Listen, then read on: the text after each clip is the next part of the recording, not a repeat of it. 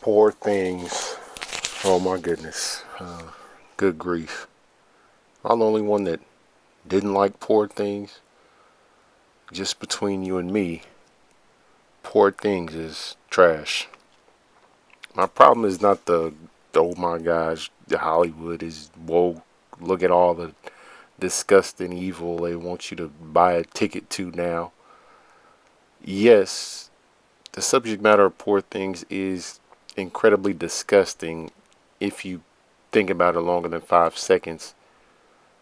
Yes, it is weird that only Grace Randolph seems to have raised the legitimate concerns regarding what this story implies. But no, that's not my problem with this movie. You probably read headlines about people walking out, or read a review, or watched a YouTube clip that said poor things is outrageous. My problem is that this movie is not as good as the critics have said it is. It is not as stunning and brave as it thinks it is. Poor Things is about as deep and metaphysical as Azura's Wrath, the video game from 2012, but with more screaming somehow. Really, the movie's boring. It's repetitive, um, but it is also high on the lead actress's farts and some densely detailed set design. Uh, I'm just naming the films here that come to mind first that I think did a better job of doing all the things Poor Things is trying to do, but falling a little bit short of. I mean, if anyone watching this video has thoughts that they want to share, leave a comment or send me an email, jeremiah.bailey92@gmail. Looking forward to getting other perspectives on this. I don't want anybody to think I'm just being a hater. I'm not a contrarian. I'm just trying to say the opposite of what's popular just because everyone else feels different. So here are some examples of films I would say are better than Poor Things. And by better, I mean they're either better paced, have better ideas, or better execution. So better performances or cinematography. Uh, I mean, I guess the biggest ones would be Elle and Benedetta by Paul Verhoeven. I think Players Club by Ice Cube covers a lot of the same territory. Blue Jasmine, Blue Valentine, Blue Velvet by David Lynch. The show Nip Tuck as well dealt with some of the same topics in a much more confounding and interesting way, more human way, and it wasn't as obvious or trite. Y Tu Mama Tambien by Alfonso Cuarón. That movie was also great and strikes a much better balance of being funny, humanistic, honest. It's just overall a more compelling, well edited film with more empathetic leads. I mean, really, when it comes to sex, the sex scene in Bridesmaids is way crazier than anything you'll get in Poor Things. And that's to say nothing of Lars von Trier or that lyrically unhinged poetic conclusion to Guillermo del Toro's Shape of Water. I mean, really, at the end of the day, Poor Things is a poor man's Tim Burton movie mixed with a poor man's Terry Gilliam film shot by Wes Anderson. Something like Birth by Jonathan Glazer is much more interesting and much more confounding, but also more subtle, more focused on real emotions and less focused on attempting to be shocking, especially when you move from that to something like Todd Solondz and his films like Happiness. They're not trying to be shocking, but they still make Poor Things look like Teletubbies. This movie makes me think of another movie as well that is mostly about a simpleton learning about the complexities of life while transitioning from black and white to color and then back. And that is Woody Allen's film The Purple Rose of Cairo.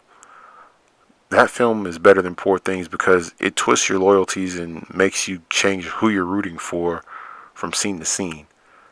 And then, beyond that, beneath the genial exterior, there's a film with dark implications and real depth once you actually take some time to go back and reflect on what you saw. I listed a lot of movies there, and I listed all of them because my biggest problem with the discourse around Poor Things is that critics seem to have short-term memory loss when it comes to this movie. We're really going to act like Tim Burton hasn't been doing this visual shtick for decades. He was getting roasted for it being stale a decade ago by the time we got The Dark Shadows with Johnny Depp. And I don't really understand what the hype is around the protagonist.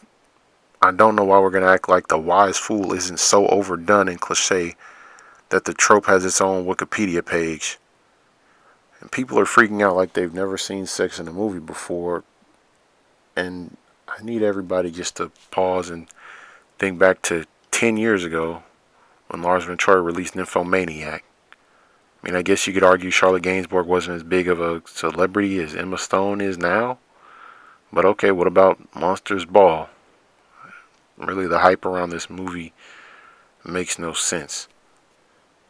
And thematically, we can't act like there wasn't another extremely successful film that did well at the Academy Awards, because American Beauty made all the same points about women not living just to fulfill the fantasies of men over 20 years ago. When you think about Emma Stone's performance, it really brings to mind a video I saw recently with Roca from the Hot Mic podcast, and he made a good point about discussing why Ryan Gosling left the Wolfman movie. It seems like the executives didn't like the notes he was giving, and he didn't seem to really understand the role or care very much. And this is not a role Emma Stone needed or understood. The movie needed a weirder actress like Mia Goth or even Amanda Seyfried, who has worked with Adam Mikoyan, which is another guy that we should definitely get into more if you want to talk about weird films, interesting films, emotionally compelling thrillers, and those actresses could have taken this somewhere darker. But Emma Stone's performance is really just that. It's just a performance. She's chewing up scenery everywhere, and this is the simple Jack type stuff that RDJ warned us about in Tropic Thunder. It keeps us from really sympathizing with this character. It's a caricature to laugh at or observe. You don't empathize or become her. You're just a voyeur. The film is all tell with very little show. Bella's either lecturing someone or getting lectured, or she's in a limp sex scene. Poor Thing shifts locations to make up for the lack of narrative progression. This film could have been a low-budget stage play with painted backgrounds that are wheeled in for an act, then carted off and exchanged for a new location. Why didn't she say, hey, maybe I want to be the one to penetrate someone? Dad, give me extra genitals. Broad City touched on this and had some nice comedic beats, and also went into the nuances of an adult relationship and learning in a relationship. Here, Mark Ruffalo is just fascinated with manipulating Emma Stone like a blow-up doll. I mean, sex can be playful, it can be funny, it can be misanthropic like in Bad Santa, or raw and emotionally exhausting like in Nymphomaniac. But the scenes in this film that were considered selfless and daring attempts to challenge the audience really had all the depth of a Jackass stunt and a little bit less sincerity. And at least the guys from Jackass do their own stunts. Actors typically use body doubles or prosthetics or CGI for these scenes anyway when they're trying to replicate intimacy. I really would have wanted Yorgos to stake a claim with Poor Things, chart new territory, but all the concepts presented are about as challenging as 10-year-old stale bread, and that's exactly what this is. Topics that have been stale for at least 10 years. In this movie, the same thing happens everywhere. If she's on a boat, if she's in Paris, or if she's at home, someone's going to roll their eyes and say, Bella, we don't say that type of thing. Mark Ruffalo's going to repeat himself nearly verbatim at least 3 times an hour to really reinforce how much he is threatened by Emma Stone's increase in agency. Another good film that I think works as a opposite to this is Shame by Steve McQueen. It looks at some of the same issues from an opposite perspective. Pearl and X from Ty West also look at some of the same themes but through a different lens, and they also use the fact that they occur in the past to comment on norms and expectations of that time. But there, the controversial sexuality doesn't feel safe. This film feels safe. Jennifer Lawrence was more brave, risque, and funny in No Hard Feelings earlier this year. And that film also deals with some similar themes about growing up, maturing as a woman, and also it makes a better point of using its environment to reinforce those ideas. Actually, now that I think about it, there is another very interesting long form analysis that could go into the year of reinvention Jennifer Lawrence, Emma Stone, and Margot Robbie went through this year as they worked to reintroduce themselves to audiences and create new career trajectories that align more with their personal taste and their professional aspirations. But that's a digression, and I'll wait to get into that at a later time. Saying that a film is unoriginal is not in and of itself a valid criticism, though. So I do want to dig into that a little bit deeper. Every film is inherently a collage, but things go off the rails when those collage pieces are obvious or repetitive or all from one source, like Brian De Palma. They need to be combined in a sublime way that brings us to a profound revelation about the world or art itself. The film can also be so visually audacious that what it lacks in narrative and metaphoric power, it makes up for in compelling imagery that just makes it great to look at. But if critics want to tell me that all of a sudden looking cool is their biggest priority, then Tarsem Singh and Terrence Malick should automatically win every Academy Award every year they're nominated. And that also means Rebel Moon should be nominated for Best Picture instead of sitting with a 9% on Rotten Tomatoes this year, or whatever other over-the-top slander Zack Snyder's been receiving recently. Also, I'd argue just overall that Poor Things is not good looking enough to gloss over its story flaws. And you know what? Let me step back. It might not sound like it, but I'm not mad. Really just disappointed.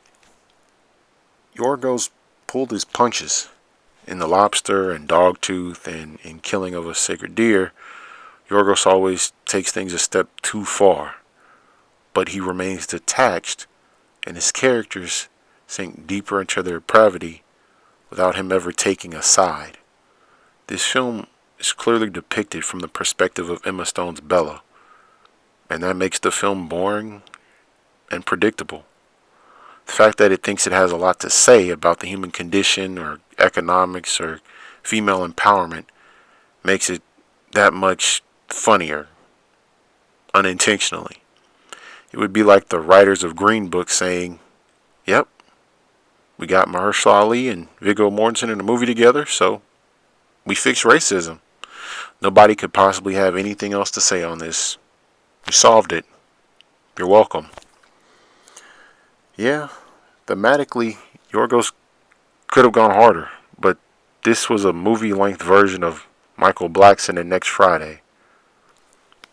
I think the guys that put together Poor Things were going to do something truly risky.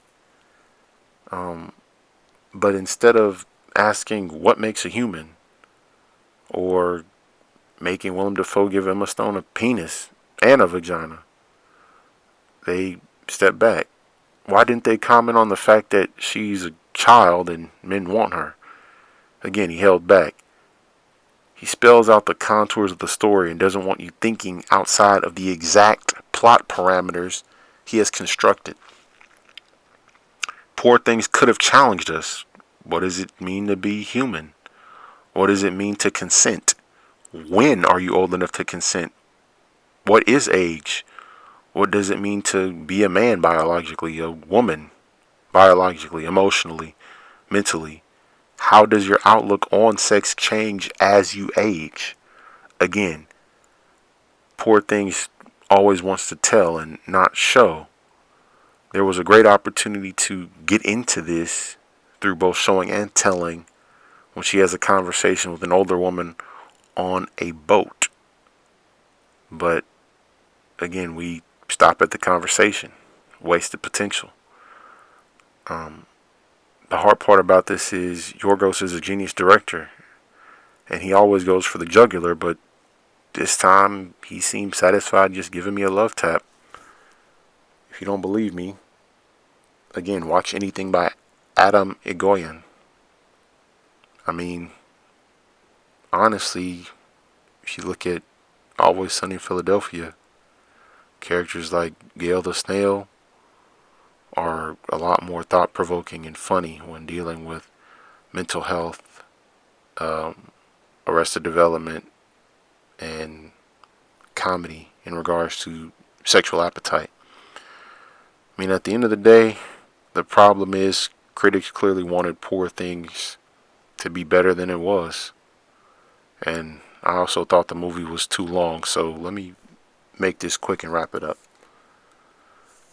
Just to summarize, Poor Things is the cinematic equivalent of someone eating pico de gallo and then dabbing their forehead to remove the sweat, completely oblivious to habanero peppers or let alone Ghost Reaper.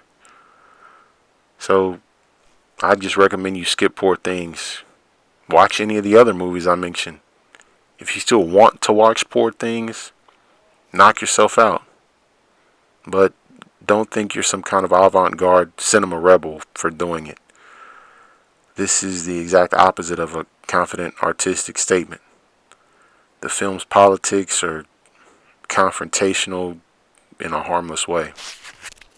Anyway, those are my thoughts on it. Please feel free to comment and look forward to talking with you guys more later on. Shoot me an email if you want. Jeremiah.bailey92@gmail.com. Y'all take care. Bye-bye.